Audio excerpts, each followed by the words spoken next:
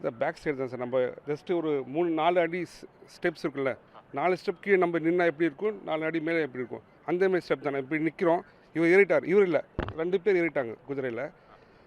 3வது ஆள் ஏற போகிறாரு, டப்பான்னு ஒரு வெடி சத்தம். கூட இருக்க சொல்கிறாரு, என்னவோ பட்டாசு வெடிக்கிறாங்க. நான் சொன்னேன், இதுக்கே இப்போ பட்டாசு வெடிக்க போகிறேன். அப்புறம் அழுகுறல். அதுக்கப்புறம் அதுதான். அப்புறம் சட்டுன்னு அவர் என்ன சொல்லிட்டார் குதிரைக்காரு, நீங்கள் வந்து கிளம்புங்க, இங்கே என்ன ஆயிடுச்சு, நீங்கள் கிளம்புங்க சொன்னார். அதுதான் ஒன்றும் புரியல. இவர் திரும்பி ஏற போகிறாரு, இவர் கைப்பிடிச்சிட்டார் அந்த குதிரைக்காரர், போகாதீங்க, உயிரை காப்பாற்றுங்க. இவர் ஒன்றும் போய் எனக்கு ஒன்றும் புரியல. நம்ம இஸ்லாம் மதத்தில் சொல்லுவாங்க, லாஸ்ட்டில் முன்மொழி களிமா சொல்லுவாங்க, சாகும்போது களிமா. நம்ம எல்லாம் சொல்லிட்டோம். ஏன்னா எப்போ எங்கேருந்து சுடுவோன்னு தெரியல, எப்போ எங்கே சுடுவான்னு தெரியல, சொல்லிட்டோம்.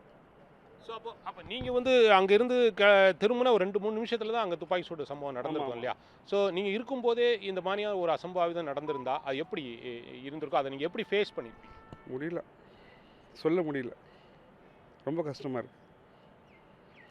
ரொம்ப சின்ன பசங்க, நேற்று ஃபுல்லாகவே அழுது தான் இந்த ரூமில். எங்களை பற்றி கவலை இல்லை, அந்த பசங்க ரொம்ப சின்ன சின்ன குட்டிங்க எப்படி தான் வந்தாங்க, எப்படி தான் போட தெரியல எங்களுக்கு.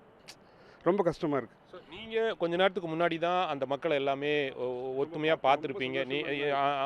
அவங்க சொன்னாங்க, இந்த 2 ஒரு போலீஸ் ஆஃபீஸரு, ஆர்மி ஆஃபீஸரு இறந்துருக்காரு, அவங்களெல்லாம் நாங்கள் பார்த்தோம் அப்படின்னு சொல்கிறீங்க. ஸோ அவங்கள கூட இருந்தவங்களே இந்த மாதிரி இறந்துருக்கும் போது உங்களுடைய மனநிலை எப்படி இருந்தது? அதான் சார், எனக்கு சொல்ல வரல சார், ரொம்ப கஷ்டமாக இருக்குது, ரொம்ப கஷ்டமாக. ஸோ இப்போ எப்படி அங்கேருந்து இவ்வளவு அந்த இடர்பாடுகளுக்கு இடையே நீங்கள் எப்படி டெல்லி வந்து சேர்ந்துருக்கீங்க? யார் உங்களுக்கு உதவி செஞ்சா? நம்ம அங்கேருந்து எப்படியோ தப்பிச்சு கீழே வந்துட்டோம். காரில் இது நம்ம மறுபடியும் ஒரு ரூமுக்கு போயிட்டோம். இப்போ நம்ம நியூஸில் அதை பார்த்தோம், நம்ம முதல்வர் ஐயா அவங்க அறிக்கை விட்டுருந்தாங்க. அந்த நியூஸ் நம்ம எங்கள் ஊர்லேருந்து நம்பர் அனுப்பியிருந்தாங்க. அது நம்ம அதிலே பார்த்துட்டோம். அந்த நம்பர் மூலயமா அவர் தான் உஸ்மான் பாய் தான் கால் பண்ணி பேசினார். 4 ஹவர்ஸ் தான், டக்குன்னு நம்ம அவங்கள விடலை எங்களுக்கு. அப்பப்போ அரை மணி நேரத்தில் ஒரு ஃபோன் வந்துகிட்டே இருக்குது. அவன் சார் வந்துட்டார், சப்ளைட்டர் சார் நம்ம ரூமுக்கு வந்துட்டார்.